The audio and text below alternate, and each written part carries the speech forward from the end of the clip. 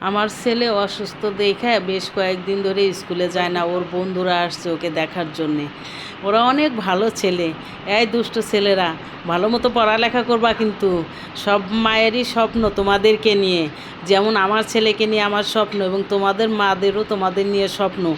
ভালো মতো পড়ালেখা শিখে এদেশের ভবিষ্যৎ তোমরা উজ্জ্বল নক্ষত্র। এটা তো মা বাপের স্বপ্ন, মা বাপের আশা পূরণ করতেই হবে, তাই না? ওরা অনেক ভালো স্টুডেন্ট, ইনশাল্লাহ ওরা ভালো করতে পারবে।